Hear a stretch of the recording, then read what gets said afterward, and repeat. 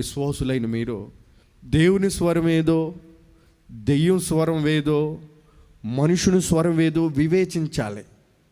దేవుడు నాతో మాట్లాడాడండి, దేవుడు నాతో మాట్లాడాడు. ఏం మాట్లాడాడు? ఒక ఆవిడ అలాగే నా దగ్గరకు వచ్చిందండి. తమ్ముడా ఏంటక్క అన్నాను. బావగారి దగ్గరికి వెళ్ళటం దేవుని చిత్తమో కాదో కనుక్కో. ఏంటండి? ఎవరి దగ్గరికి? అక్క పెళ్ళి ఎన్ని సంవత్సరాలు అయిందిరా? 16 సంవత్సరాలు అయింది. ఎన్ని సంవత్సరాలు? 16 సంవత్సరాలు. ఇదేం పోయే కాలం. 10 సంవత్సరాలు కాపురం చేసింది, 5 సంవత్సరాలు గ్యాప్ వచ్చింది. ఇప్పుడు దేవుని చిత్తం నేను కొనుక్కోవాలంట.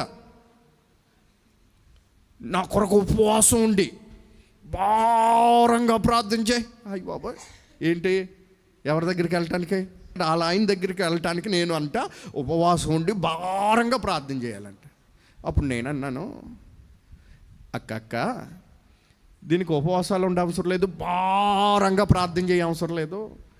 నేను ఉపవాసం ఉన్నా భారంగా ప్రార్థన చేసిన దేవుడు ఒక మాట మాట్లాడతాడు, ఆయన దగ్గరికి వెళ్ళమంటాడు. కానీ ఇంకొకరి దగ్గరికి వెళ్ళమండక్క, అందుకని దీనికి ఉపవాసం ఎందుకో